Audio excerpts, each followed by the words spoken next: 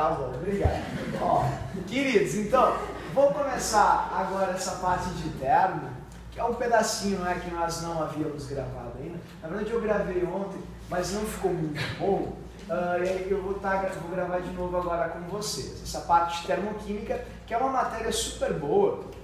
Repito, não em número de questões, de fato, cai pouco. Se eu disser que vão ser 5, 10 questões, obviamente eu vou estar mentindo para ti. É uma questão só e eventualmente duas. Mas é uma matéria que, do jeito que a gente vai trabalhar aqui, vocês vão encontrar. E a gente vai fragmentá-la em 3 partes, porque são as 3 possíveis questões sobre termo. A primeira é muito, muito fácil, bem simples, vocês vão adorar, e vocês encontram esse conteúdo na página 133 do livrinho de vocês. Tá? Página 133, ok?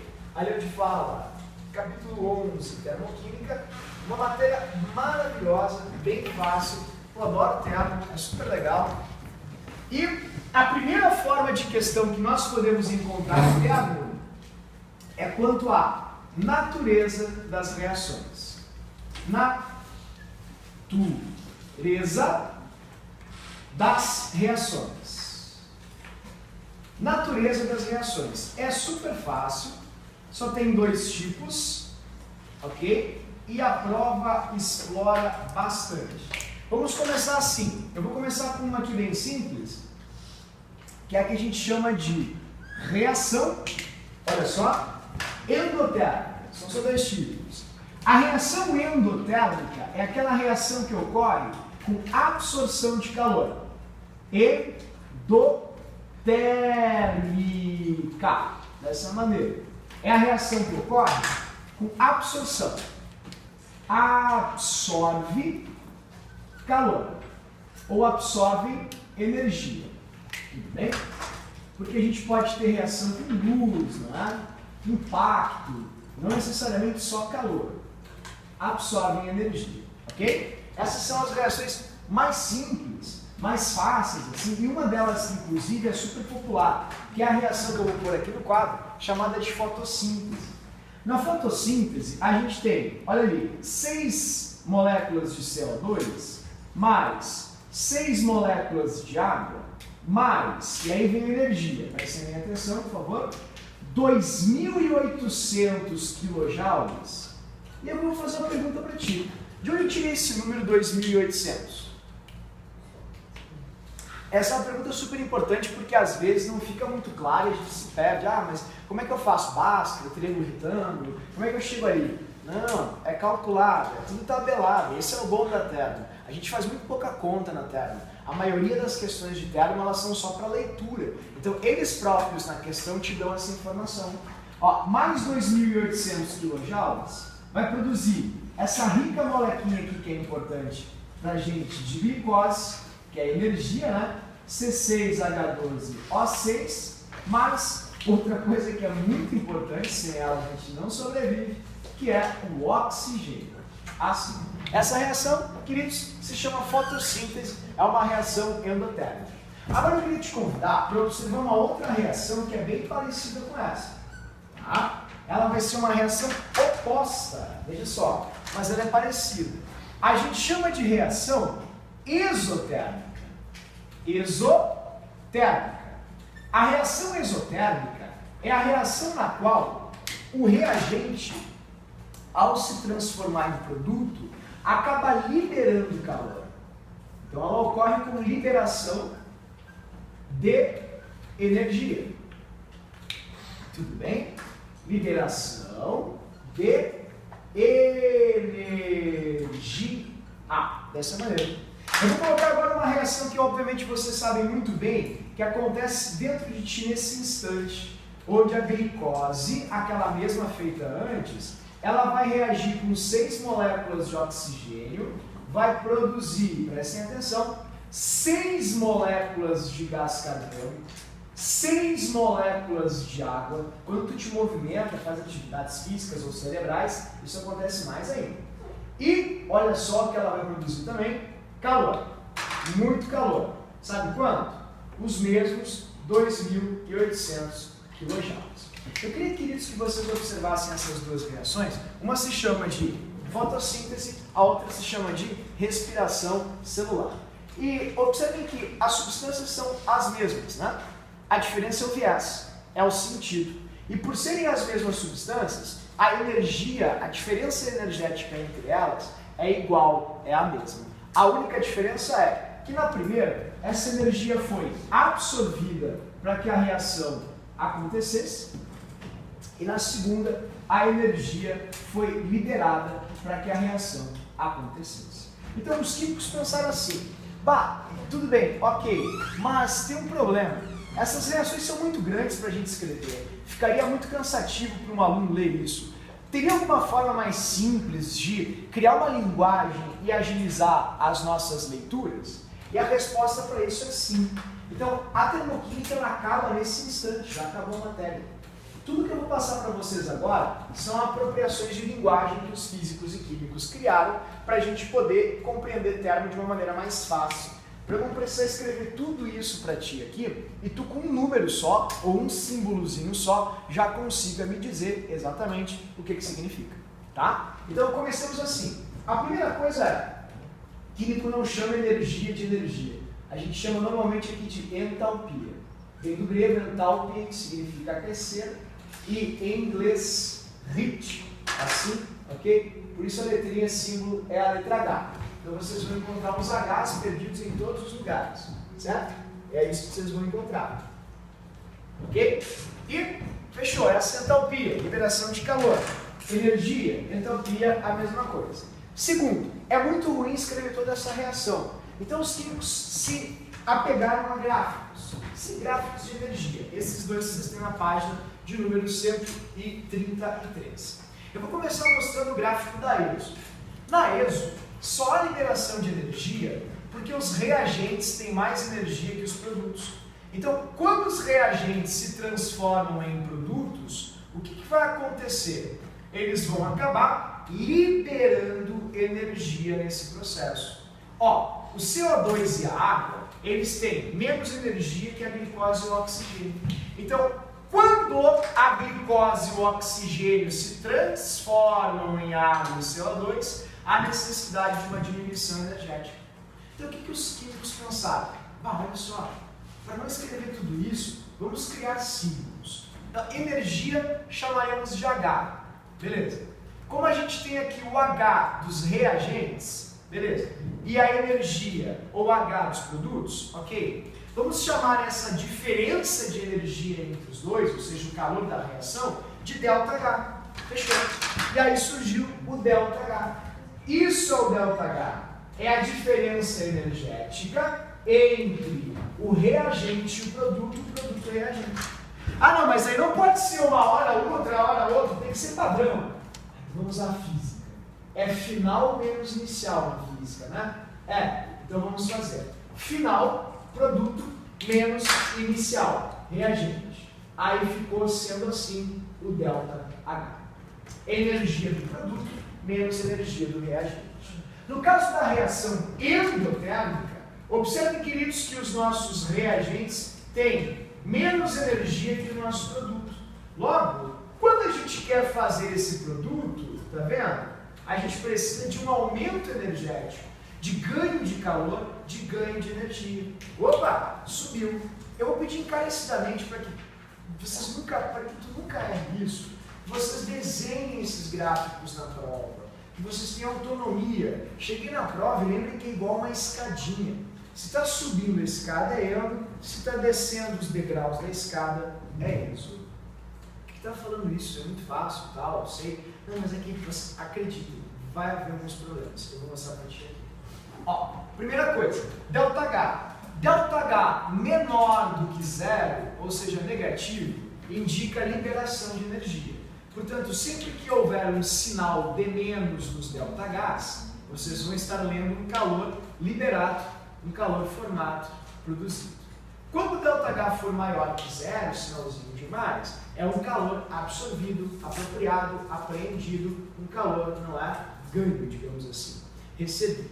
Tá, mas eu não entendi por quê. Olha, é bem fácil. Porque se é produto menos reagente, quando o produto tem menos energia, ao fazer um número menor menos um maior, o valor vai dar negativo.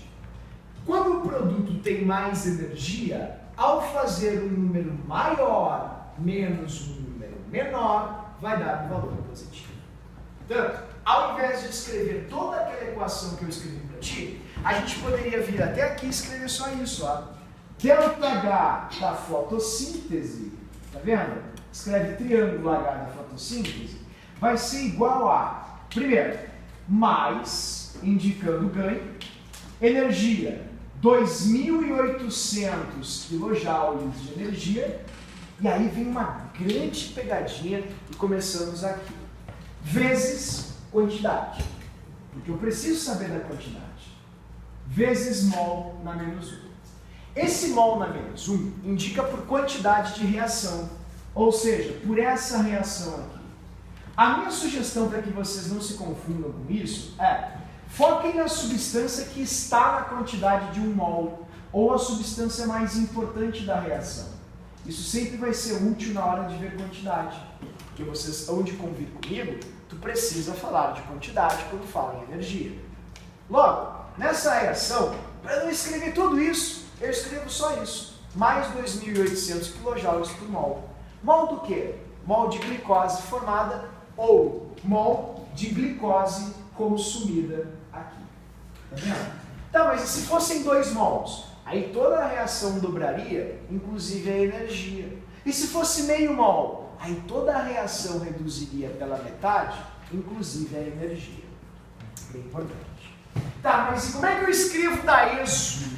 Assim, ΔH igual, olha que barbado, a menos 2.800 kJ vezes, adivinha? Mol. Mas é mol de quem? Mol da equação. Não entendi. Observa um componente que está na quantidade de 1 mol, perdão, ou a substância mais importante da reação. Ela é a protagonista, logo é ela que vai pautar essa quantidade. A URGS adora brincar com quantidades. Por isso, o meu drama todo, esse meu drama pessoal aqui. Tudo bem? Tá, mas tem alguma outra coisa que pode ser um problema, porque essa matéria é fácil. Tem, queridos. Muita gente nessa matéria adora ferver uma água no freezer e fazer um gelinho no fogão. Faz feliz, faceiro, sai assim convicto de que acertou, chega depois, sua questão ridícula lá, ferviu uma água no freezer. E aí diz, querido, tu viu o que tu fez? Sim, fervi uma água no freezer. Então, não tá certo? Tem alguma coisa errada? Por quê? Bom, duas coisas implicam muito, muito mesmo, em se tratando de energia de reações. Eu vou mostrar para vocês que coisas são essas. O primeiro fator que interfere bastante é a questão dos estados físicos. Estados físicos. Eu vou fazer uma perguntinha para ti que tu vai ver que parece ser super fácil, mas a gente se atrapalha todo na hora de responder. Queridos, todos vocês sabem que se ferve água no fogão e se faz gelo no freezer. Porque para ferver água, precisamos de ganho de energia e para congelar a água, precisamos de liberação de energia. Então, a energia cresce assim. O estado de gás, pessoal, é um estado mais energético do que, obviamente, o estado de sólido. Mas eu sei disso, como é que pode ter alguma coisa difícil? Vou te mostrar. Olha só, olha a minha pergunta, que bandido. Energia. A URGS adora fazer essa perguntinha. Pessoal, foquem por favor aqui na formação da água na respiração celular. Nailson, a minha pergunta é a seguinte: queimar glicose e produzir água sólida, líquida e gasosa demanda a mesma energia. Sim ou não? Consumir glicose e produzir água sólida, líquida ou gasosa demanda a mesma energia. Sim ou não? Para a gente dar mais substância nesse não, vou te fazer uma pergunta. O estado gasoso, líquido e sólido tem a mesma energia?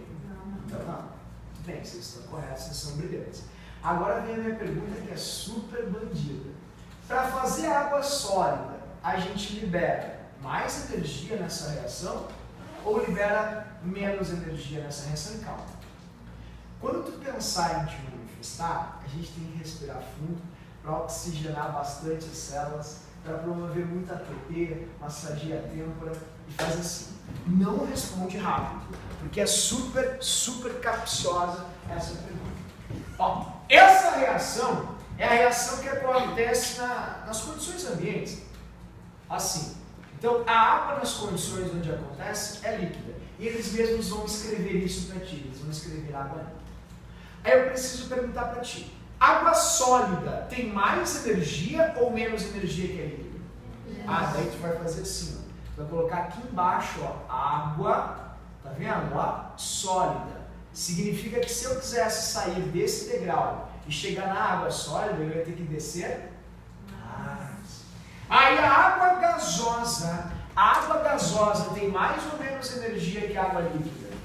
Mais. Então, o que significa que se eu quiser sair deste degrau que eu estava e chegar no degrau da água gasosa, eu não ia descer tanto. Então, ó, para produzir água gasosa, eu vou liberar menos energia. Para produzir água sólida, eu vou liberar mais energia. Questão da uso do ano passado, 2016 ainda. Tudo bem, ainda ano passado. Então, isso é muito importante. Peço, por favor, que vocês cuidem para não cometer algumas gafes na hora da prova. Tudo bem? Fez sentido isso? Difícil entender? Outra coisa também que cai bastante na natureza das reações, eles são chatos. Eu acho que esse ano em particular tem muito acontecimento em função disso.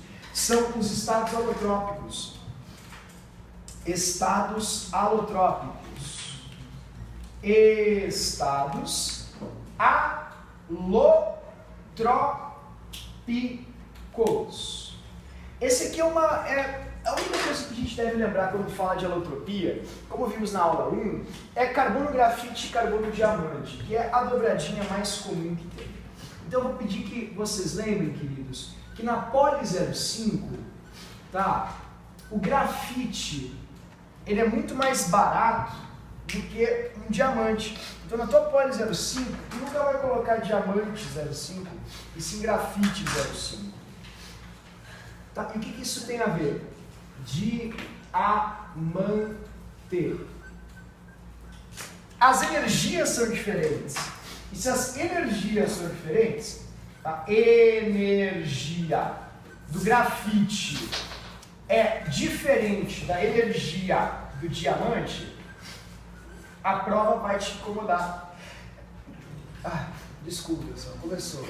Sabia que eu tava. Energia do diamante, ok? A energia do diamante é maior que a energia do grafite, tá? Isso é uma coisa muito importante para falar de abundância. Queridos, eu não estou tendo um derrame, tá? Realmente grite é uma coisa muito chata, quem tem sabe. Então quando eu ficar me contorcendo não é uma possessão demoníaca, é literalmente a alergia agindo sobre mim. Tudo bem? Então, queridos, bom, eles vão falar para vocês de dois estados alotrópicos de uma substância qualquer e vão dizer assim, ó, olha, o diamante tem mais energia que o grafite. Qual dos dois é mais abundante? Pela nossa experiência de vida e senso comum e também pela nossa conta bancária, a gente sabe que o grafite é muito mais abundante na nossa vida do que o diamante. Agora, se a gente trocar grafite e diamante por enxofre rômbico e monoclínico, por selênio vítreo e selênio cinza, por ferro alfa e ferro gama, por alumínio normal e o alumínio vítreo, a gente não sabe dizer direito. Então, qual é a grande pegadinha? Assim, a natureza quer o mínimo esforço, lei do menor esforço. Quem tem menos energia é mais abundante. É o mais fácil de fazer. Ou vamos fazer esse aqui, ó, é mais fácil. Tá, então vamos fazer só carbono? Vamos só grafite. Tá bom, vamos só grafite. Eventualmente sai um diamante lá da natureza. Tá? Ele é o mais escasso. Escasso. Por quê? Porque ele tem mais energia. Não, mas se ele tem mais energia, opa, dá mais trabalho para fazer. Aí tu pensa na mãe natureza, né? Olha a quantidade de coisa que ela tem que fazer. Aí tu fica pensando no carbono, vamos fazer qual? Que dá mais trabalho, que dá menos? O que dá menos. E aí ela faz bastante. Então eles sempre fazem isso. Eles adoram dar para vocês vários alótropos e perguntar assim, qual a implicação que eles podem apresentar ou ter? O alótropo que tem menor energia sempre vai ser o mais abundante, o mais estável, como eles gostam de chamar, o que tem maior ocorrência. E o que tem maior energia sempre vai ser o mais escasso. Só tem uma pegadinha. Olha para cá. Esse aqui é o calor produzido na queima do enxofre rômbico. Enxofre rômbico. Esse é o ΔH dele, ΔH, tá? Esse aqui é o ΔH do enxofre, não precisa copiar, tá? Estou escrevendo assim a esmo de qualquer jeito, só para a gente brincar. Do enxofre monoclínico, tá? Sabe qual é o problema? Que na prova a matemática nos prega peças. Vai olhar para esses números e aí vai responder. Qual dos dois tem maior e menor energia? Aí tu pensa. Ou é uma pegadinha. Não querendo me sacanear. Acha que eu não sei? Claro que o número menos 284 é o número maior que o número menos 286. E a resposta é?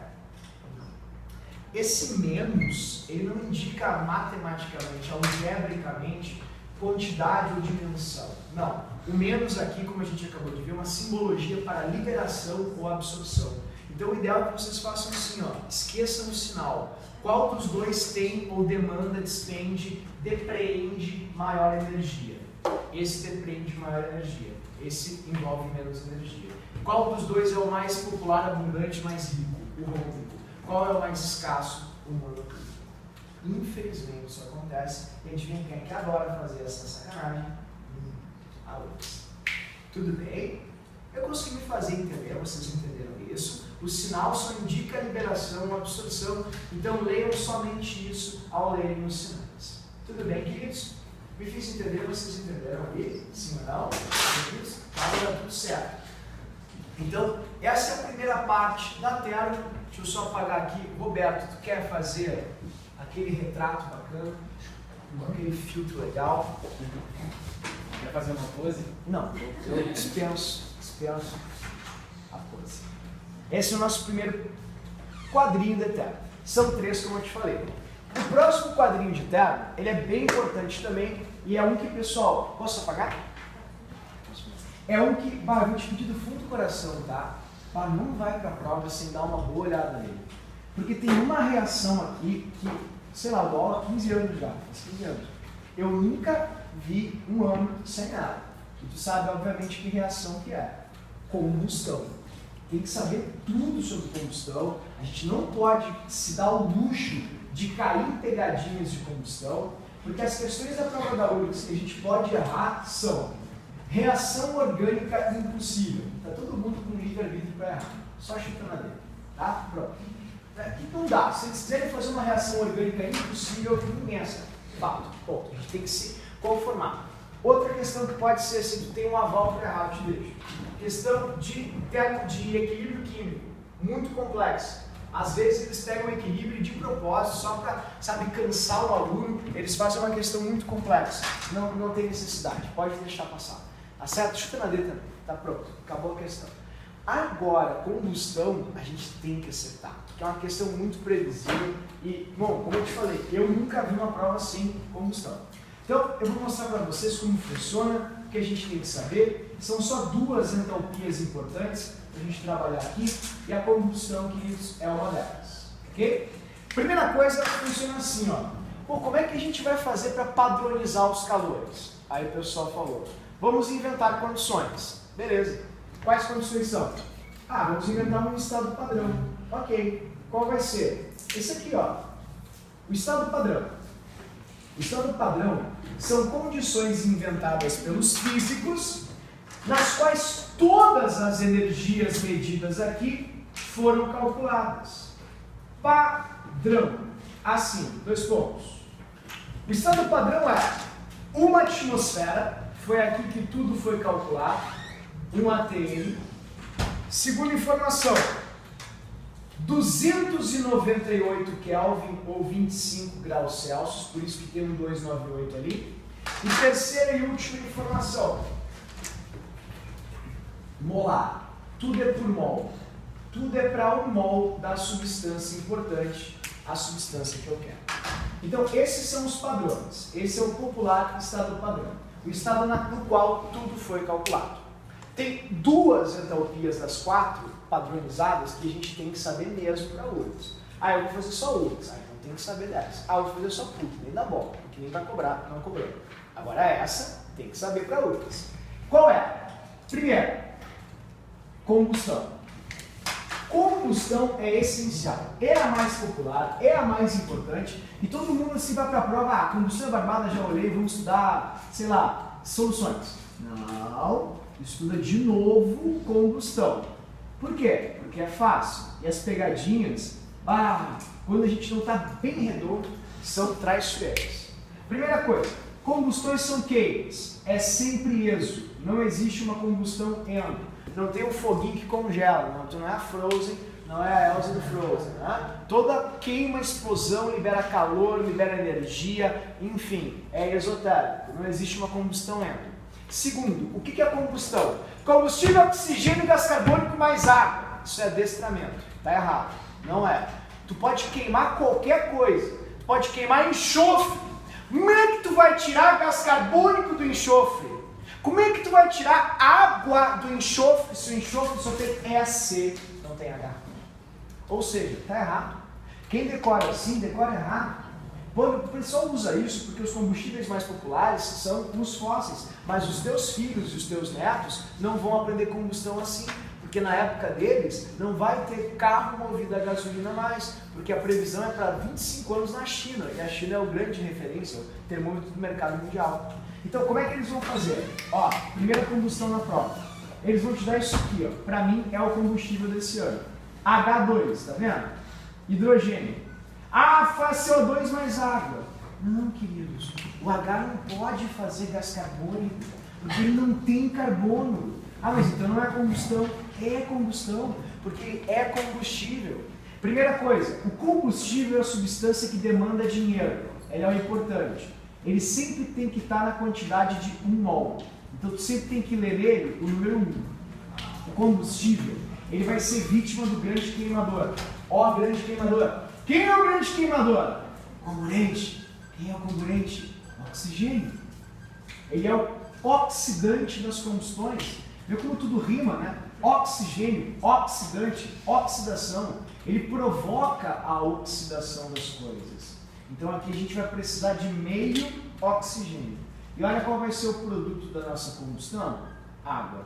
Mas aí eu me perdi um pouco. Como é que eu vou saber como eu faço uma combustão? Bem devagar.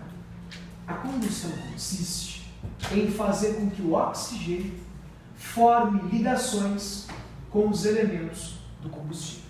Sejam eles quais forem. Se o combustível tiver iodo, o oxigênio vai fazer ligação com o iodo. Vai ser a combustão do iodo. Se o combustível tiver somente hidrogênio, vamos fazer somente, preste atenção, água, porque só tem hidrogênio. E a ligação entre oxigênio e hidrogênio, cuja substância mais estável é a água. Então essa aqui é a combustão do hidrogênio. Deixa eu fazer uma perguntinha para vocês. Ela libera muito ou pouco CO2? Ela não libera CO2. URGS 2014. O álcool etílico libera mais CO2 que a água. Está errado. A água não libera CO2. A formação ou combustão do hidrogênio na formação de água não libera CO2. Então não caia nessas pegadinhas que elas são muito comuns e já manjadas na prova da URGS. Tá? Vamos queimar uma gasolina aqui só para a gente se entreter. C7H16. Na gasolina, agora sim, tem carbono e hidrogênio. Portanto, o oxigênio vai formar ligações com o carbono e vai formar ligações com o hidrogênio. Aí ele faz elementos ou substâncias estáveis em oxigênio e carbono e oxigênio e hidrogênio. Tipo, gás carbônico e água. Olha o calor da gasolina. 5.400 kJ/mol. Esse é o calor da gasolina. A URGS adora brincar com uma coisa. Eles adoram que o aluno diga o seguinte: qual dos dois libera por mol de combustível mais energia? Aí é muito fácil, é só olhar o número. O hidrogênio libera por mol 286 e a gasolina 5.400. A gasolina é muito melhor por mol. Mas aí eles vão fazer outras perguntas. Qual deles libera mais energia por grama? Tem que pensar um pouquinho. Aí tem que fazer, olha só. O mol de hidrogênio, queridos, pesa 2 gramas. Então, para 1 grama, olha quanto que o hidrogênio vai liberar. Vai te dar 138 kg. É muita coisa. Inclusive, talvez a gente esteja agora com uma questão da URGS na mão. Se eles perguntarem numa tabela gigante, confusa e assustadora: qual o combustível que mais libera energia por grama? Grava esse momento, está sendo gravado. Resposta vai ser hidrogênio. Tu nem precisa ler o resto, mas presta atenção no que eu estou te dizendo. Combustível por grama. Tá? Se tu pegar a massa da gasolina, ela passa de 100. A massa da gasolina passa de 100. Aí tu vai fazer essa conta, Vamos fazer essa conta ali, 5.400 para, sei lá, vou inventar, 100 gramas de gasolina, massa molar dela. 1 grama X. Como é que a gente resolve essa conta? 54. Pergunta: 54 é um número maior ou menor que 138? Não tem nenhum combustível conhecido cuja energia por grama seja maior que a do hidrogênio. Então já fica uma resposta para ti. Não entendi o que tu fez. Queridos, é por mol do combustível.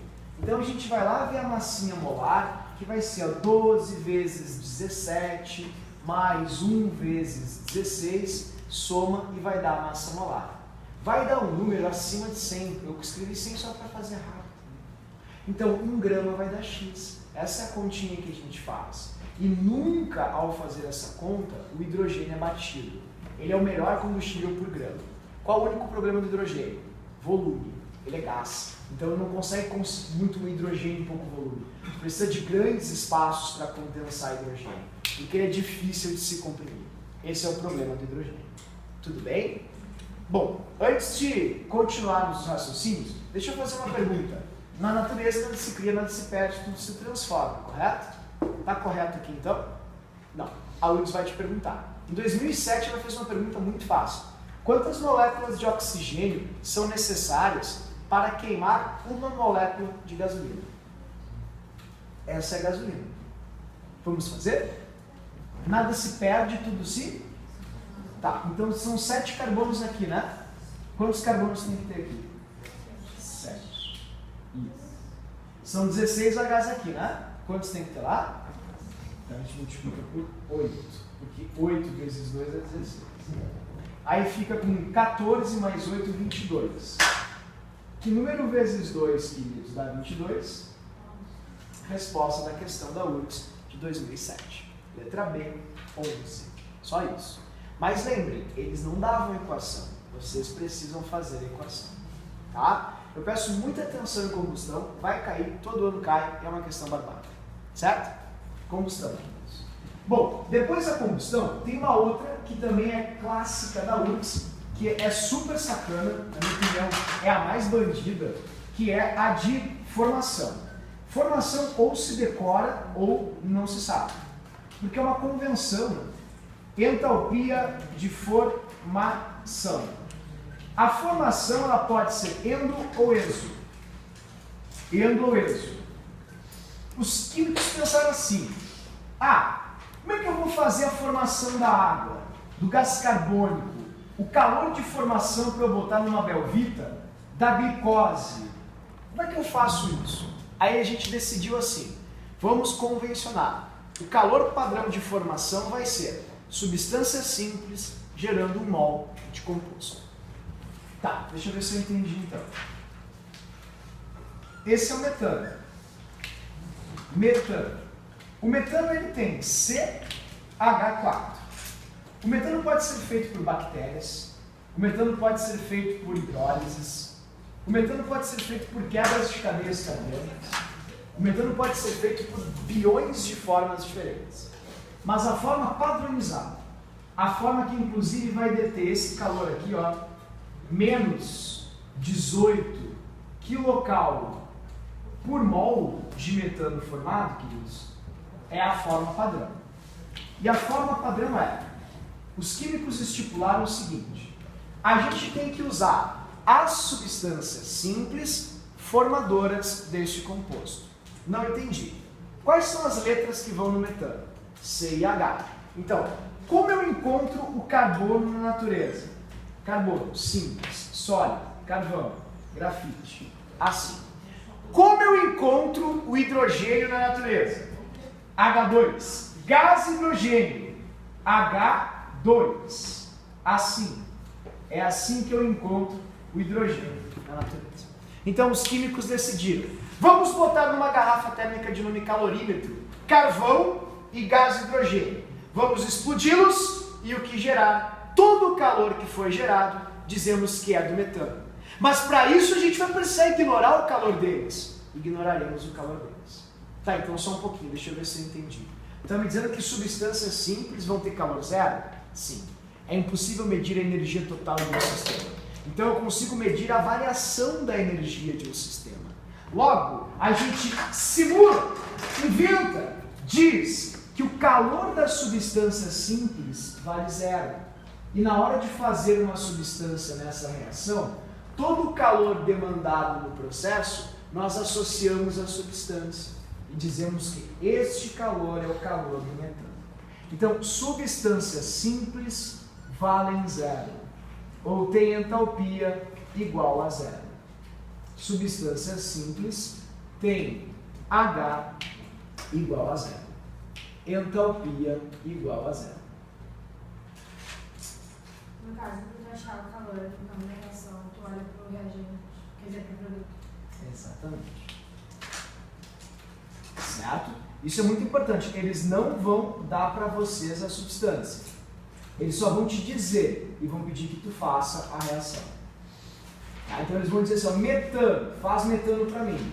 Aí tu tem que ver a alternativa onde todas as substâncias dos reagentes são simples. Porque esse é o padrão da reação de formação. Tá? Não pode ter nenhuma substância composta. Me deu um branco agora, eu não sei o que é uma substância composta. Formada por mais de um elemento, como essa aqui nos produtos. Outra coisa que vai ser importante é o balanceamento. Como são 4 hidrogênios lá, temos que multiplicar por 2 aqui. Tudo bem? Como tem um carbono lá, um aqui. Cai, a URGS gosta, infelizmente, pessoal, do fundo do coração, eu acho muito legal vocês guardarem essa. Certo? A URGS adora botar no meio da questão. Vale a pena. Porque não é difícil, é só saber qual é a regra. E as outras duas, se quiser esquecer agora, não tem problema, elas nunca caem. Essas outras duas que eu vou te mostrar agora, olha, não tem muito perigo não. Tem que ser bem azarado. Então eu já quero deixar esse adendo, se cair, putz, pessoal, que droga, né? Alguém é muito azarado.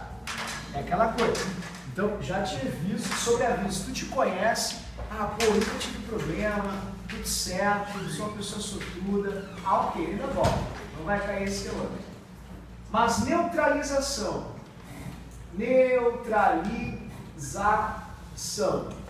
Assim, queridos, a neutralização sempre exo. Tá? Não existe uma neutralização endo. Todas as neutralizações são exotérmicas, todas liberam calor. Na neutralização, a única coisa assim de se ressaltar é que ao se formar aqui o produto, é calculado por mol de água formada. Porque na base, que é a reação de neutralização, quem importa, obviamente, é a água. Então, eles fazem o cálculo da reação de neutralização pela quantidade de água formada ou produzida. E sempre tem que ser para 1 mol de água formada.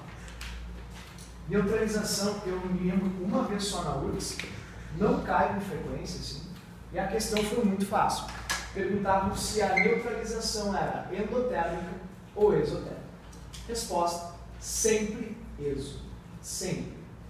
Se eles quiserem dificultar muito, eles podem perguntar para ti assim, ó. Se o ácido e a base forem fortes, a neutralização vai liberar mais ou menos calor? Queridos, se o ácido e a base forem fortes, é óbvio que vai liberar mais calor. Porque a gente calcula sempre a estequiometria na teoria para formar um mol de água. Mas existem ácidos e bases que não se ionizam tanto. Então não chega a formar efetivamente um mol de água. Portanto, a energia liberada vai ser menor. Tudo bem? Mas se formar um mol de água, para que isso aconteça, ácidos e bases precisam ser muito fortes, aí a energia vai ser mais elevada. Tá? Mas repito, nem vale muito a pena a gente se ater a isso porque quase não cai. E essa aqui então, tá pessoal?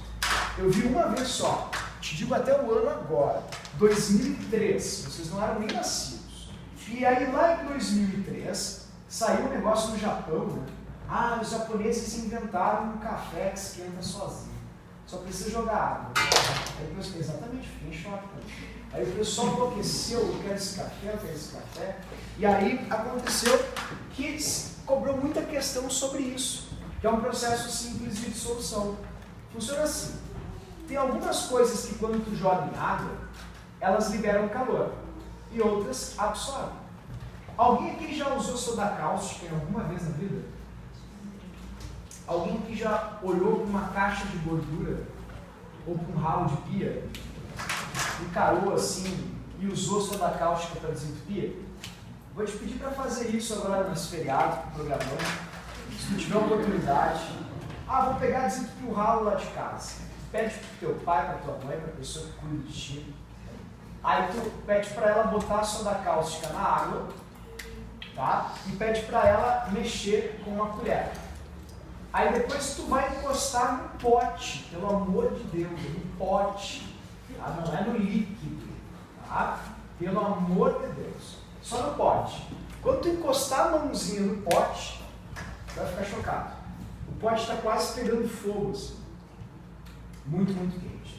Ou então, se tu tem esse espírito aristocrático, essa coisa assim latifundiária, se tu vem do interior dos teus parentes, tem uma capitania hereditária na cidade da qual tu foi nasceu, tu pode gostar de uma coisa que não é difícil de gostar, pelo menos eu não gosto. Compotas. Para fazer compota, perdão, não consigo, não é para mim. Eles usam uma coisa horrível chamada cal. Então, a pessoa que faz compota, ela pega na compota e joga um monte de cal, aquele que se usa para pintar muro, cordão de calçado. Aí quando o cal cai na água, ele esquenta tanto aquele troço que a água quase ferve. E aí tu bota abóbora lá dentro. Exatamente, para dar aquela consistência fibrosa e horrenda pro doce de abóbora. Então fica muito quente. Por quê? Porque é uma dissolução no qual a substância, quando entra em contato com a água, para se separar, ela libera calor para a água. Então, como esquenta, a prova pode perguntar para ti. Sim. Só para não indicar o movimento, fiz uma flechinha. Esquenta. Vamos colocar aqui o pozinho. Coloquei o pozinho, o movimento aqui da Laura Cunha, fechou. Aí a pergunta que a URGS vai fazer é endo ou exo? Aí todo mundo vai pensar, esquentou, endo. Não. Mas a água absorveu o calor, mas não é da água que a gente está falando ali. Quando a gente fala em dissolução, queridos, a gente fala em dissolução de substâncias. A dissolução pode ser endo ou exo. Depende da substância que tu estás colocando. Por exemplo, como eu te falei, se eu jogar soda cáustica, pessoal, que é um exemplo que vale a pena saber, por favor, lembrem, soda cáustica e o cal. Quando tu coloca na água, esquenta, porque eles liberam calor e são duas coisas muito cotidianas. Eles gostam disso na prova. Então, quando eu jogo, esquenta. E se esquentou porque ele liberou calor. E se ele, substância hidróxido, sódio, liberou calor, é uma dissolução exo. Tá vendo? Engana, tem que ficar atento. Agora, se tu botar uma coisa horrenda também, que antigamente as pessoas davam para as crianças, para ajudar a passar a dor do estômago, chamada de sal amoníaco. Sabe como é que passava a dor de estômago? Ele é tão ruim, mas tão ruim, que as crianças preferiam ficar com dor de estômago. Aí as mães diziam, passou, querido. Ai, passou, você não me dá esse troço, pelo amor de Deus.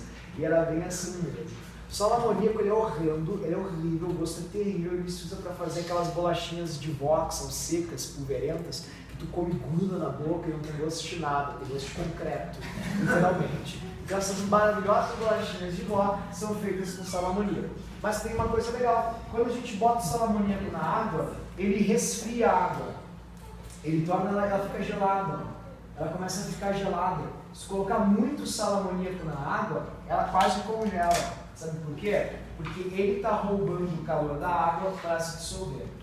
Me deu um estalo quando eu estava vindo para cá, que alguém pode ter atinar a perguntar por que as pessoas jogam sal no isopor antes de ir para a praia, por exemplo. Aí podem colocar alternativa, simpatia, né? Tradição, né? Claro, tradição. Tem muita explicação errada para isso, tá, pessoal? Tem gente que vai dizer assim, é por causa da propriedade coligativa, crioscopia ou criometria que a gente viu. Tá errado, não é por isso. O sal na água, ele absorve calor da água para poder se espalhar ou dissolver. É pouco, verdade, mas se tu botar muito sal, ele absorve muito e aí resfria mais rápido as coisas. Deixa eu falar com bastante calma. Tu põe sal no isopor para refrigerar mais rápido, gelar mais rápido as coisas. Então se tu botar uma latinha quente, ela vai ficar gelada mais rápido no isopor do que no freezer. Eu aposto contigo. Óbvio, se o isopor possui sal. Porque o sal, para ele se dissolver na água, ele precisa roubar energia. Aí tem um monte de sal ali que está em cima do gelo que não conseguiu se dissolver ainda porque a água não conseguiu solubilizar. Aí para ele conseguir isso, ele precisa ganhar calor, mas não tem calor ali dentro. De onde ele vai tirar calor? Aí tu abre assim, vem aquela latinha de Guaraná Antártica Zero, cheio de calor.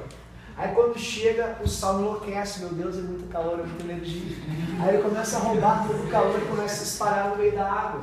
Aí quando ele se espalha na água, ele se dissolve, tu vê a latinha já congelou. Porque a temperatura interna do isopor é muito baixa, muito abaixo de zero. Por isso que ela vai congelar a latinha por uma questão de transferência de calor e de, temperaturas iguais. Então, é isso que acontece. Se tu procurar na internet, eles vão dizer assim, porque o sal baixa a temperatura de congelamento da água. Não tem nada a ver. Nada a ver. O sal, ele refrigera mais rápido porque ele rouba calor mais rápido de fogos quentes porque ele tem a dissolução endotérmica. Essa é a explicação correta. Cuida isso. Abre o olho para a prova. Não cobraram ainda isso. Mas, sinceramente, eu acho a dissolução um pouco difícil de cair. Estou literalmente sendo franco contigo. Certo? Queridos, segundo quadro, penúltimo. Já vamos por último agora, que é o quadro de técnicas. O quadro de técnicas que a gente vai montar agora é um quadrinho bem direto. Pessoal, sem questionamentos, peço para vocês, só ler e segue. Porque é assim que a gente faz para calcular os calores na termoquímica. A gente precisa seguir 3 técnicas. A questão e pergunta, eu olho a técnica e aplico. Tudo bem? Posso apagar esse quadrinho aqui? Essa questão do sal eu faria. Porque, eu já vi assim, aula errada, videoaula, dica, os caras falam muita coisa errada, porque está associado aqui, né? Mas em Nova York, por que eles jogam sal na neve? É porque lá eles querem derreter a neve. Porque é fato, o sal ajuda a dissolver o gelo, porque ele entra no meio das moléculas e impede a formação dos cristais. Fato. Mas ele não altera a temperatura interna dos sistemas. Se, por exemplo, tu coloca sal e gelo num isopor e a temperatura lá fica em menos 30 graus, por exemplo, quando tu bota sal, não vai ficar menor que menos 30, vai ficar menos 30, depois que o sistema equilibrou, ponto. A questão é que quando tu bota alguma coisa quente, vai gelar muito mais rápido. Por quê? Porque ele vai roubar calor das fontes quentes. Bom, a última parte de termo é o cálculo. Então a gente vai escrever assim, técnicas para cálculo. Isso aqui salva vidas. Quem teve essa aula já, sabe que essa parte é muito útil. Porque a gente às vezes vai fazer as contas e quer seguir o nosso coração. Quer fazer como um espírito livre. E aí chega na hora de fazer a continha e erra o sinal, não sabe como calcular. Eu fiz aqui por lei de reza, eu fiz isso aqui por formação, eu usei produto menos reagente e errei. Então vou dizer isso do fundo do coração, pessoal. Não dá para escolher qualquer um. Tu tem que fazer exatamente aqueles te mandarem, aqueles te pedirem. Portanto, 3 técnicas, você vem direto, elas são prontas, né? Elas são, enfim, padrões. Portanto, começamos com a primeira técnica. Primeira técnica, entalpia de formação. Se for dado na prova, entalpia de formação, queridos, não há o que fazer. Vocês precisam direto, para calcular o ΔH da questão, formação. Ó, ΔH de formação, que é produto menos reagente, certo? Então, se a questão tiver, observe as entalpias de formação abaixo, não dá para fazer nada, pessoal. Literalmente, somos reféns da questão. Tu vai fazer entalpia do produto menos entalpia do reagente. Essa é a técnica. Mas eu quero fazer... Não. Mas por quê? Não. Por quê? Porque os dados foram para essa técnica. Essa é a sacanagem dessa parte. Tu tem técnicas específicas para específicos dados. Cada tipo de dado requer uma técnica diferente. Esse é para ΔH a partir das entalpias de formação. Certo? Então está aqui, ó, H de formação, ou entalpia de formação. Primeira técnica. Segunda técnica. A segunda técnica que a gente tem é a técnica de ligação. Segunda técnica. Energia de ligação. A técnica de ligação é a técnica que vocês vão fazer quando for dado energia de ligação. Eles chamam de H de ligação. Ligação. Não tem o que fazer, tem que aplicar direto energia de ligação. Tá? Se eles tiverem, por exemplo, na questão, observe as entalpias dadas abaixo, todas são energias de ligação. Aí tu vai ter que fazer isso aqui. Ó. O ΔH dessa técnica é calculado assim, ΔH. Ele é calculado por somatório das ligações dos reagentes, tá vendo? Ó, somatório, que é aquele Ezinho estranho, assim, das ligações de reagentes,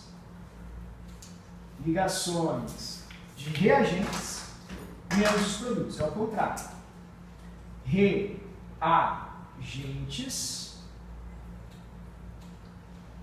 menos as ligações dos produtos, menos somatório das ligações dos produtos. Certo? Então, essa técnica aqui, a URGS estranhamente cobrou bastante nos últimos anos. Foi um pouquinho estranho, tá, pessoal? Ninguém esperava tanto assim, tantas questões sobre isso. Ó, energia de ligação dos produtos. Todo mundo que conseguiu fazer, fez porque lembrou que é uma técnica diferente. Quem não conseguiu fazer, infelizmente não fez, não por falta de conhecimento e tal, porque chegou no módulo certo, mas errou o sinal. E é isso que me deixa tão assim indignado. Pô, foi só o sinal, porque é o contrário. Então tu tem que pegar todas as ligações que vão ser dadas na própria questão dos reagentes e subtraí-las das ligações dos produtos. É bem fácil de fazer, façam com calma, só peguem os numerozinhos, substituam, vocês vão achar um número fácil. E a última técnica, que é a terceira, é a técnica da lei de Hess. É difícil de falar de lei de Hess hoje em dia, porque só caiu no Enem e foi uma das piores que eu já vi na vida. Horrível aquela questão de lei de Hess do Enem, né? A URGS nunca fez nada parecido, e lei de Hess está um pouco esquecido na URGS. A URGS mencionou lei de Hess, se eu não me engano, em 2011, e depois nunca mais. 2014, minto. Nunca mais, assim, e nem foi bem lei de Hess 2014, foi uma questão teórica. Lei de Hess clássica na URGS só de 2005, 2006, 2004, 2005, 2006. Nunca mais. Eles nunca mais cobraram lei de Hess. Então é um pouco difícil de falar sobre lei de Hess. O resto diz assim, é importante saber o enunciado. A energia total, a energia de um processo ou energia total depende apenas dos estados inicial e final. É a natureza sendo maquiavélica. Apenas dos estados inicial e final. Ou seja, só importa o reagente que tu está usando e o produto que tu quer obter. As voltas que tu vai dar para fazer isso, energeticamente não interessa. Inicial e final.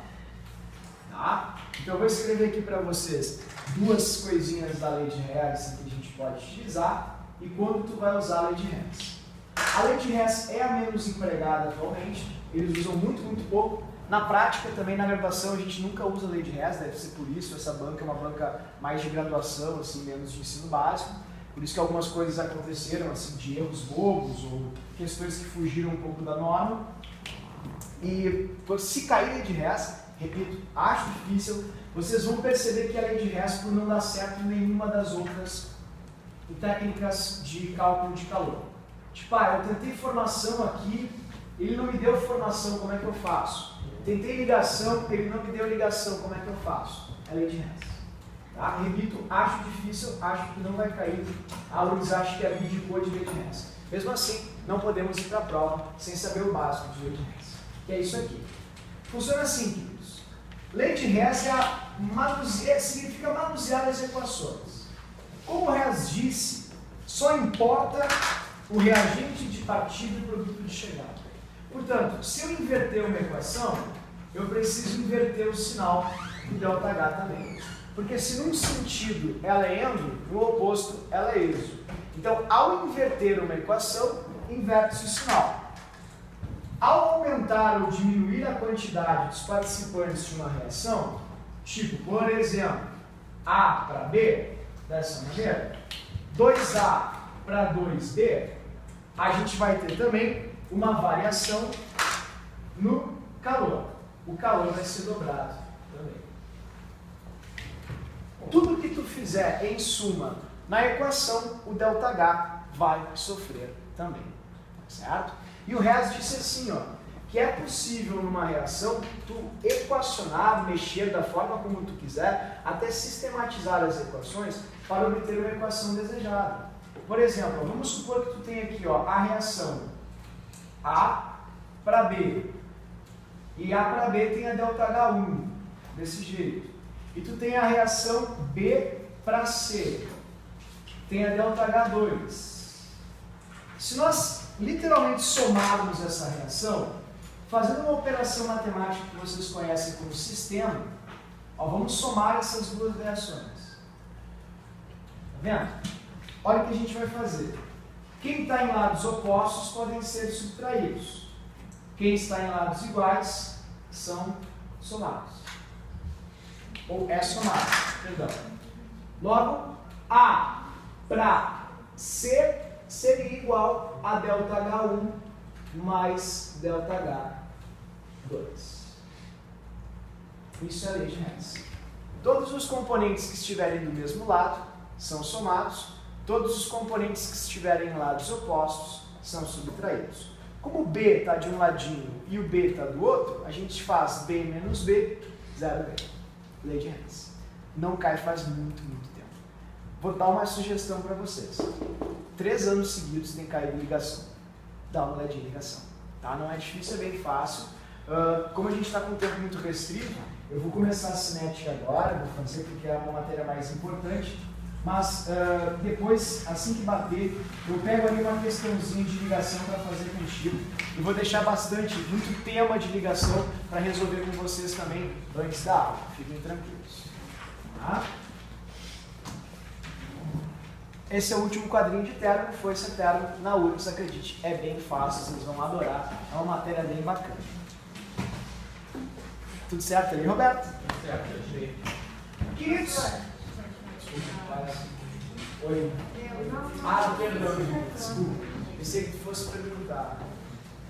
Queridos, eu vou na semana que vem, pessoal, na sexta-feira eu até vou comunicar ali para vocês, eu até vou chegar bem mais cedo aqui para ajudar, se alguém tiver alguma dúvida, alguma coisa, tiver angustiado, quiser conversar, tiver uma questão, eu vou chegar bem mais cedo, eu vou estar aqui desde o meio-dia, mais ou menos, tipo como se fosse, sei lá, vou dizer um padre, um estranho, né? Um pastor, sei lá, um pajé, exatamente um guia espiritual. Se alguém quiser fazer uma oferenda, ótimo, feliz, muito bom, né? Então eu vou estar aqui parado assim, esperando vocês, se alguém tiver alguma dúvida, eu vou ficar na sala, eu até vou programar para ficar um pouco mais organizado. A minha intenção é chegar bem cedo para ficar tirando dúvidas e corrigindo exercícios.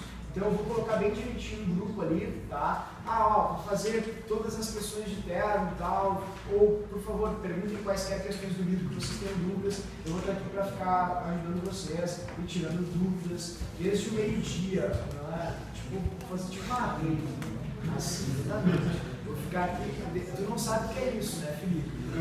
Exatamente, meu pai também não me deixava para, né? Mas enfim, deixa pra lá, vamos saber.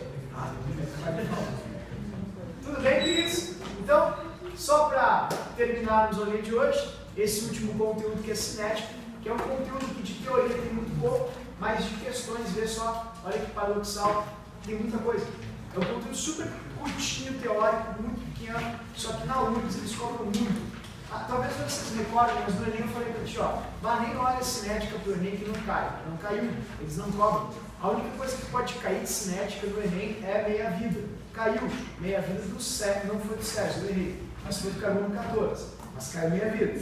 Na URGS eu acho que vai cair também meia-vida, vai cair do Sérgio. Mas na URGS eles cobram muito cinética. E cinética na URGS é um conteúdo ótimo, maravilhoso, muito bom mesmo, porque ele é muito previsível. Quer ver? Ele funciona assim. São só 3 questões de cinética possíveis na URGS. E elas são exatamente desse jeito. Que, mi, tá. Certo? Vou mostrar para vocês então as 3 possíveis questões de cinética. A primeira questão de cinética é a questão que fala sobre a velocidade, que é a mais fácil de disparar. Primeira questão de cinética. Velocidade. Ela pode ter algumas pegadinhas, tá, pessoal? Então, nessa matéria, talvez vocês encontrem uma ou outra questão que seja mais apurada, mais elaborada. Eu até vou fazer com vocês agora uma que me preocupei, muita gente me trouxe ela de novo. É uma questão que reiteradas vezes já discutimos. Ela é uma questão bem matemática. Então, eu quero chamar a atenção para essa parte mais matemática. Velocidade. O que eles perguntam? Primeiro, o que é velocidade na química? A velocidade na química, que a gente pode chamar de velocidade média, assim, velocidade média. Eu adoro essa matéria. Desculpa. Foi uma coisa meio pessoal. Perdão, vocês escapam.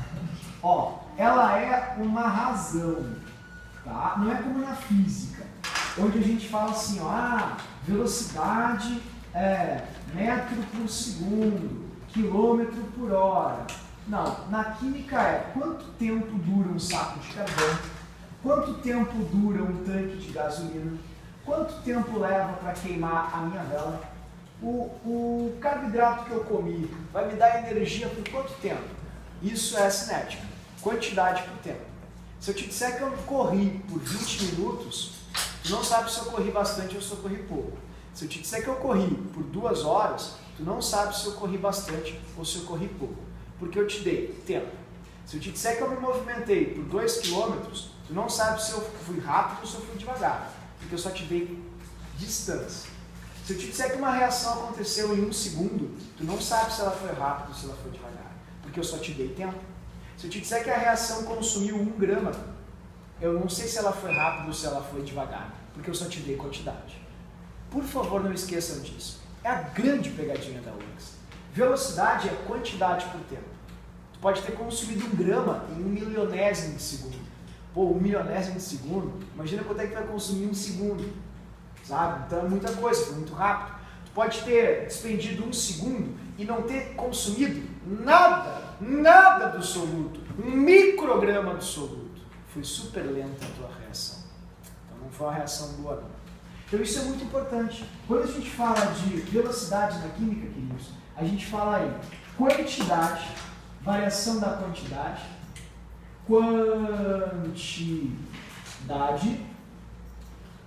pela variação do tempo.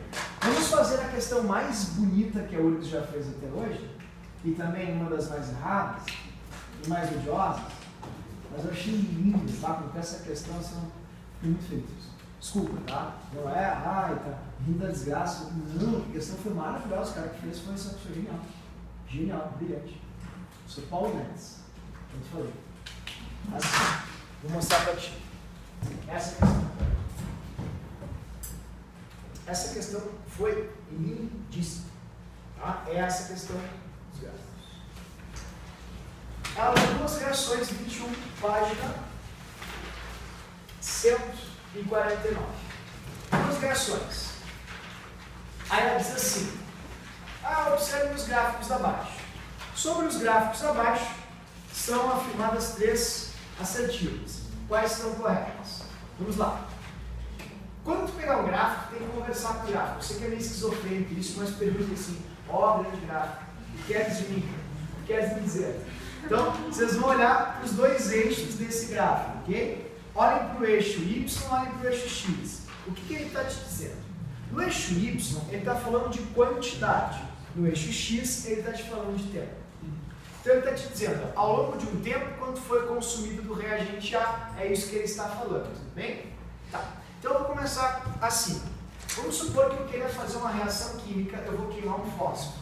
Aí eu risquei o fósforo na caixinha e depois de um tempo eu fui olhar, meu fósforo estava exatamente igual. Não havia sido queimado nada da madeira do meu fósforo. Ou seja, o fósforo, a madeira, não foi consumida. Pergunta, aconteceu reação química? Olha para o primeiro experimento, esse é o A. Para acontecer reação química, o A, que é o reagente, ele tem que subir, consumir, desaparecer. Pergunta, quanto que desapareceu do A? Teve reação química primeiro? Não tem reação química. No primeiro experimento, não houve reação, certo? Tu risca AB, risca AC. Tá, e agora a gente tem a segundo experimento. No segundo experimento, a velocidade da reação diminuiu em função do tempo. O que tu acha? Essa é a questão maravilhosa que é o índice fez. Quando tu tem uma reta desse jeito, a tua variação é sempre a mesma, porque o teu coeficiente angular da reta é sempre igual. Em outras palavras, vamos pegar aqui um quadradinho de tempo, esse aqui, traça aqui os pontinhos, tá? Olha quanto é que foi consumido nessa fração de tempo. Tá vendo quanto é que sumiu? Sumiu isso, né? Agora vamos pegar aqui o mesmo quadradinho de tempo, mesma fração de tempo. Vou pegar aqui a mesma fração. Olha aqui no gráfico. Opa! Não foi consumido a mesma coisa? E eu vou, mas eu não acredito, não confio nisso, não confio. Eu vou fazer de novo. Para mim foi um acaso, foi um imponderável, foi uma coincidência. Opa! Mas de novo. Aí eu vou te perguntar uma coisa. Se tu tá indo pra praia, que são 120 km, e tu anda a cada hora 60 km, pode ser? A cada hora tu anda 60 km. Tu vai até a praia em 2 horas. Quanto variou a tua velocidade, sim? A cada hora tu fez 60 km. Se tu foi sempre, fez sempre 60 km uma hora, quanto variou a tua velocidade? Ela foi sempre a mesma, 60 km por hora. E aí a minha pergunta, quando a gente tem a velocidade desse jeito, quando tu consome sempre a mesma quantidade em fração de tempo, quanto que varia a velocidade? Ela não varia, não muda, ela é constante, muda, ela é constante. Sabe como é que seria o gráfico para a velocidade ter variado? Uma exponencial, aí ela seria variável, aí ela teria diminuído, desse jeito ela não diminuiu, ela foi a mesma assim. Sempre que for uma retinha, ela é sempre constante, ela é sempre igual, ela não muda, ela está sempre do mesmo jeito. Então está errado esse segundo afirmativo. Se a segunda está errada, a gente risca aí. A 3 eu vou ter que dar uma antecipada no conteúdo para vocês, porque a gente não chegou a ver a ordem agora ainda, mas acredito que vocês lembrem. Para a reação ser constante, a única ordem possível é a ordem 0, não é a ordem 1. Porque a primeira ordem é uma reação cujo gráfico ficaria assim. Pois se ela fosse de primeira ordem, ao passo que o A diminuísse, a velocidade diminuiria também. Isso não acontece. A velocidade é sempre constante. Portanto, resposta dessa que foi a questão mais difícil e brilhante, na minha opinião, nos últimos tempos da URGS, letra A, infelizmente. Tu vê que eu ia resistir. Né? Letra A. Então, queridos, essa é a velocidade. Quantidade por tempo. A URGS adora fazer uma perguntinha bem simples sobre essa primeira parte. Tudo bem? Lembrem que velocidade é quantidade por tempo. Certo? Fez sentido ali? Tudo bem? Ok. Vamos continuar então aqui. Como uma reação química acontece? Essas reações químicas acontecem mediante as colisões. Colisões. A velocidade, ela vai... Sério? Mas são uma 10. Não acredito nisso. A pessoa acabou a bateria. É a primeira vez que isso acontece. Eu não acredito. Eu não vou ter hoje. Não sei o que fazer. Tá. Bom, olha só. Tá. Ó, colisões. Colisões. Vamos lá, colisões. Fala colisões. As colisões. Está o desenho. Bom, então tá. Fica para o próximo desenho. Peço desculpas. Acabou, que coisa. As reações químicas acontecem por colisões. As moléculas se batem e geram reações químicas. Quanto maior for o número de colisões entre as moléculas, maior vai ser a velocidade da reação. Então a gente diz que maior é a velocidade média da reação, porque mais reação química acontece.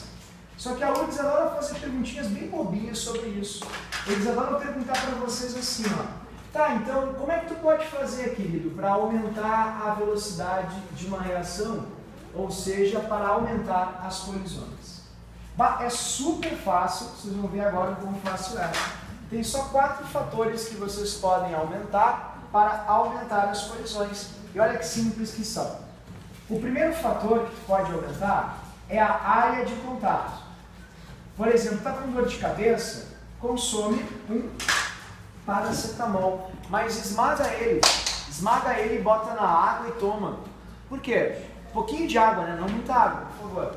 Porque vocês vão aumentar a área de contato e aí vão fazer com que a reação aconteça mais rápido. Uma coisa que é muito importante quanto à área de contato, pessoal, é que ela só serve para o sólido. Só para o sólido. A área de contato não vale para líquidos. E não esqueçam que a maior área de contato para um sólido é pulverizado, pó. Então eu estou com rinite, pega lá, né, uma loratadina, esmaga e consome.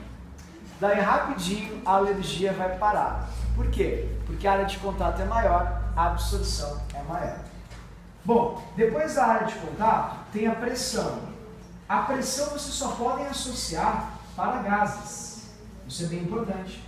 Tu não pode falar de pressão em sólidos ou líquidos, porque sólidos e líquidos não sofrem influência da pressão. Pressão, somente gases. Quando os gases sofrem influência da pressão, queridos, por favor, não esqueçam disso. A pressão, ela é inversamente proporcional ao volume dos sistemas. Então, quando a gente tem um aumento de pressão, o volume tem que reduzir para que não mude a temperatura. Então, as moléculas, por estarem em um lugar menor, elas vão acabar, literalmente, colidindo mais umas contra as outras. E isso vai gerar maior reação química. A próxima é uma que caiu esse ano e vejam só, muita gente errou. Não gostaria que isso acontecesse agora, tá, pessoal? A temperatura. Vocês poderiam agora, neste momento, bater uma foto mental desse instante? Por favor. A temperatura, ela acelera qualquer reação química, seja ela endotérmica ou exotérmica. Não confundam com deslocamentos de equilíbrio. Deslocamento de equilíbrio é outra coisa.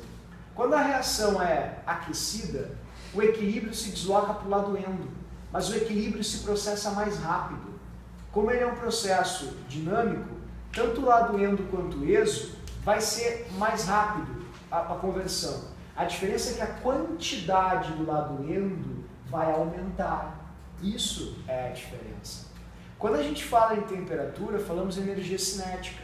Não importa se a reação é endo ou exo, tanto as reações exotérmicas como endotérmicas vão acontecer mais rápidas ou rapidamente, porque as suas moléculas vão ter maior energia cinética e vão colidir mais umas contra as outras. Então, por favor, não esqueçam disso. Tanto no sentido endo quanto no sentido exo, a reação fica mais rápida. O que vai mudar apenas é a quantidade do lado endo e do lado exo. E a gente vai ver com um pouquinho mais de atenção na última aula, que é a aula de equilíbrio químico. Mas qualquer reação tem sua velocidade aumentada. Esse foi um problema agora em 2017. Por favor, não vamos levar esse problema para 2018. Qualquer reação tem a sua velocidade aumentada com o aumento da temperatura. E a última é a quantidade. Se eu estou com muita dor de cabeça, eu tomo um paracetamol 750. Quantidade, porque ele tem maior quantidade de paracetamol. Aí vai ser mais rápido, não é? Literalmente, enfim, vai passar mais rápido a minha dor de cabeça. Se eu tomar um de 500 ou uma de dosagem menor, 350, vocês não vão ter uma velocidade tão grande de reação, porque a quantidade é menor. Quanto maior a quantidade, mais moléculas tem, mais colisões acontecem, mais reação química temos. Então, essa é a primeira forma de questão de cinética. É bem fácil, a URGS cobra tudo isso. Então, vocês vão encontrar tudo isso aqui que eu acabei de dizer numa questão só, ou até em duas questões separadinhas. A segunda questão padrão de cinética, que na minha opinião é a mais fácil, deixa eu só, vou precisar só um pouquinho, tá? Depois dá. A segunda questão de cinética é a questão sobre a segunda questão, energia de ativação, que é muito fácil também. Na minha opinião, ela é mais fácil que a primeira, mesmo que muita gente discorde, mas energia de ativação é uma barbada. E é uma questão que também jamais vai deixar de aparecer na prova. Tá? Energia de ativação, que é o EA, assim, EA, ok? Eles só perguntam para vocês o seguinte, eles vão dar um gráfico para ti, que é um gráfico morrinho, desse jeito. Eu até já vou pegar e explorar um pouco mais esse gráfico. Ó, vou fazer ele assim.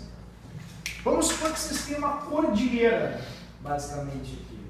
Tá? Vai aparecer esses morrinhos, assim, esquisitos e tal. E ele fala para vocês da reação de A até o C. Tá aqui o C. Tá?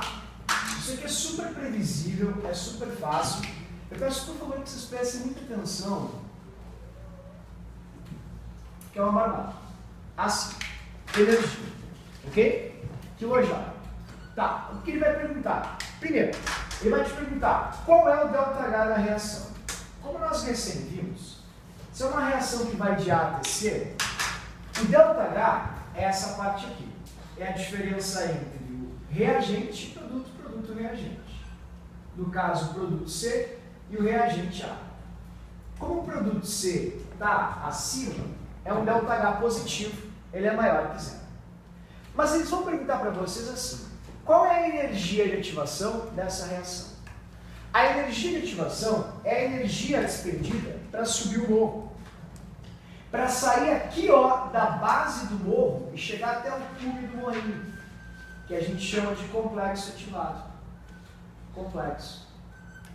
Assim. Muitas reações químicas, elas acontecem em várias etapas, como essa que vocês estão vendo.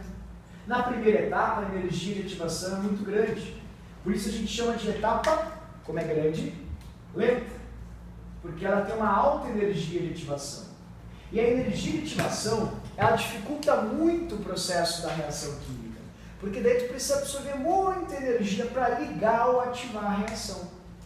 Agora, no segundo processo, etapa, observem bem, ó, a base do morrinho já era outra. Olha onde é que está o B, tá vendo? Foi menor. Então, nesse segundo processo, ou segunda etapa, a energia de ativação foi pequenininha.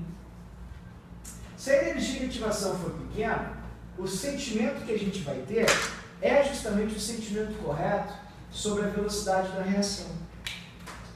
O morrinho pequeno Quem tiver uma reação de energia de ativação pequena, vai ser uma reação rápida. E quando a reação é rápida, ó, prestem bem atenção, ela não vai amarrar o processo total. Ela não vai deixar o processo total, digamos assim, lento. Portanto, a prova adora perguntar uma coisa. Quando tu tem duas etapas numa reação, eles vão sempre perguntar para vocês: qual é a etapa que determina a velocidade da reação? E a resposta é sempre a lenta. A etapa lenta determina a velocidade do processo. A etapa rápida, ela é rápida, ou seja, ela não vai atravancar o processo. Então, sempre que eles perguntarem para vocês qual das duas vocês olham, qual das duas vocês analisam, qual das duas é mais importante, é a etapa lenta. Por quê? Porque a energia de ativação, ela é um dos grandes impedimentos para a rapidez de uma reação. Se a energia de ativação for alta, a velocidade da reação é muito baixa. Quanto maior for o morrinho, quanto mais difícil for para chegar do outro lado, mais lenta é a reação. E quando isso acontece, queridos, de nós termos uma reação muito lenta, só tem uma coisa capaz de solucionar esse problema. E essa coisa a gente chama de quê? Catalisador. Então, no catalisador, vocês vão encontrar no morrinho isso aqui, ó. Prestem bem atenção. Está aqui o morrinho. O catalisador vai ficar assim. Ele vai ser um caminho alternativo para que a gente saia de um lado, por exemplo, ó, e chegue no outro. Essa é a reação catalisada. Catalisador. Ele é uma substância que vai abaixar a energia de ativação e só isso, nada mais. Ele vai abaixar a energia de ativação, tornando a reação mais rápida. Ele não mexe no ΔH, consequentemente, ele não vai mexer no rendimento da reação. Ó, a diferença entre o A e o E continua a mesma. Tá vendo? A única coisa que o catalisador fez foi diminuir o morrinho. É como se fosse um guia que te dissesse assim, ó, bah, eu tenho um caminho alternativo para ti, te levo do outro lado. Só isso. Ele não é consumido, ele só faz uma única coisa, abaixar a energia de ativação. Certo? E queridos, o último tópico, que é muito curtinho, mas eu vou precisar de uma atenção grande. Tá? Já te liberto, prometo. É esse aqui. Lei cinética. Lei de ação das massas. Lei de ação das massas, pessoal, é algo que normalmente é um dos seus maiores diferenciais na questão. Como assim? A lei de ação das massas é uma equação dada para vocês, calculada experimentalmente. Tipo isso. Eles vão te dizer que tem essa reação hipotética aqui embaixo. E aí eles vão dizer assim, ó, para calcular a velocidade dessa reação, utilize a seguinte fórmula, que é o que chamamos de lei de ação das massas, que é V igual a K vezes a concentração dos reagentes, assim, tá vendo? Elevados nos expoentes experimentais chamados ordens. A própria prova vai dizer para vocês assim, olha, estas são as ordens da reação, se divirtam. O K, não se preocupem, é uma constante que é específica para cada reação. Cada reação tem a sua. Agora sim, pessoal, essa é uma das questões mais padronizadas da URGS, tá? Ela é da URGS essa questão. Só a URGS faz isso todo ano. Então eu queria, já vou te soltar primeiro, mas eu queria agora sim uma baita dedicação da tua parte, muito foco, muita atenção, porque vai ser muito bem recompensada ao longo. A URGS vai te pedir assim, querido, por favor, dobre o A, ó, multiplique o A por 2 e dobre o B para mim. E diga quanto vai aumentar a velocidade. É isso que a URGS vai te pedir. Ah, dobre o A e dobre o B. quanto maior vai ficar a velocidade? Essa é a pergunta da Luiz. Tá? Bom, para isso a gente vai precisar lembrar um pouquinho de matemática. Se eu tiver essa questão aqui, ó, f de x ao cubo, pode ser? F de x ao cubo. Eu te peço assim, ó, por favor, multiplica por 2 o x. Como é que a gente faria isso? A resposta seria 2x ao cubo? Não. Está errado. Se eu te pedir para multiplicar o x ao cubo por 2, eu tenho que fazer assim. 2x, tá vendo? Eu quero que tu dobre só o x ao cubo. Tá vendo? É uma regra bem fácil que se chama assim. O produto, a potência de um produto é igual ao produto das potências.